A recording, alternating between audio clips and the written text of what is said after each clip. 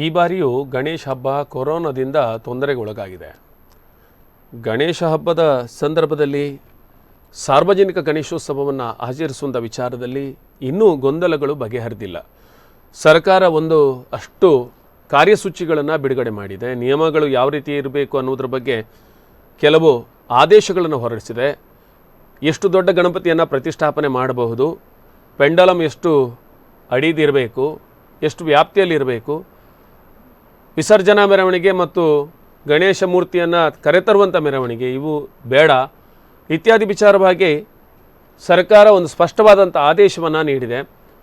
ಇವೆಲ್ಲದರ ಮಧ್ಯೆ ಮನೆಯಲ್ಲೇ ಗಣಪತಿಯನ್ನು ಆರಾಧನೆ ಮಾಡುವವರು, ಗಣಪತಿ ಪ್ರತಿಷ್ಠಾಪನೆ ಮಾಡುವವರು ಮಾಮೂಲಾಗಿ ಅದರ ಬಗ್ಗೆ ಯಾವುದೇ ಗೊಂದಲಗಳಿಲ್ಲ, ಮನೆಯಲ್ಲಿ ಆಚರಣೆ ಮಾಡ್ಬೋದು ಅನ್ನೋದ್ರ ಬಗ್ಗೆ ಸಾಕಷ್ಟು ಚರ್ಚೆಗಳಾಗಿದ್ದರೂ ಕೂಡ ಇದರ ಬಗ್ಗೆ ಯಾವುದೇ ಒಂದು ಆದೇಶಗಳು ಸರ್ಕಾರದಿಂದ ಹೊರಬಂದಿಲ್ಲ. ಒಟ್ಟಾರೆಯಾಗಿ ಸಾರ್ವಜನಿಕ ಗಣೇಶೋತ್ಸವವನ್ನು ಆಚರಣೆ ಮಾಡುವಲ್ಲಿ ಜನ ಸೇರಿಸ್ಬೋದು.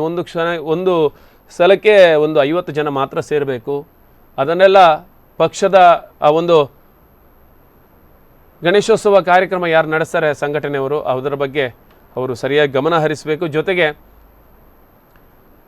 ಗಣೇಶೋತ್ಸವವನ್ನು ಆಚರಣೆ ಮಾಡುವಂಥ ಸಂದರ್ಭದಲ್ಲಿ ಆಯಾ ಕಮಿಟಿಯವರು ಎಲ್ಲರೂ ಕೂಡ ಫಸ್ಟ್ 1 ಡೋಸ್ ವ್ಯಾಕ್ಸಿನೇಷನ್ ಆಗಿರಬೇಕು ಎನ್ನುವಂಥ ಮಾತುಗಳನ್ನು ಹೇಳಿದ್ದಾರೆ ಅಧಿಕಾರಿಗಳು.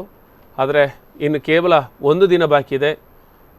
ಯಾವ ರೀತಿಯ ತೀರ್ಮಾನಗಳಾಗುತ್ತೆ ಮತ್ತು ಇನ್ನಷ್ಟು ಸೂಚನೆಗಳು ಜಿಲ್ಲಾಡಳಿತದಿಂದ ಹೊರಬೀಳ್ಬೋದು ಅನ್ನುವಂಥ ನಿರೀಕ್ಷೆಯಲ್ಲಿದ್ದಾರೆ. ಅದ್ರ ಜೊತೆಗೆ ಉಡುಪಿ ಅಲೆವೂರಿನಲ್ಲಿ ಗಣೇಶನ ಮೂರ್ತಿಯನ್ನು ಪ್ರತಿಷ್ಠಾಪನೆ ಮಾಡುವಲ್ಲಿ ಆದಷ್ಟು ಗಣೇಶ ಮೂರ್ತಿ ವಿಗ್ರಹ ರಚನೆ ಯಾರು ತಯಾರು ಮಾಡ್ತಾರೆ ಅವರು ಅನೇಕ ಮೂರ್ತಿಗಳನ್ನು ಈಗಾಗಲೇ ಸಿದ್ಧಪಡಿಸಿದ್ದಾರೆ. ಮನೆಯಲ್ಲಿ ಆರಾಧನೆ ಮಾಡುವವರು ಇರ್ಬೋದು, ಅವರೆಲ್ಲರಿಗೂ ಕೂಡ ಇದು ಈಗಾಗಲೇ ಬೇಕಾಗುತ್ತೆ. ಆದ್ದರಿಂದ ಸಾರ್ವಜನಿಕ ಗಣೇಶೋತ್ಸವ ಅಲ್ಲದೆ ಮನೆಯಲ್ಲಿ ಗಣಪತಿಯನ್ನು ಇಟ್ಟು ಪೂಜೆ ಮಾಡುವವರಿಗೆ ಇಲ್ಲಿ ಗಣಪತಿ ಸಿದ್ಧ ಆಗ್ತಾ ಇದೆ.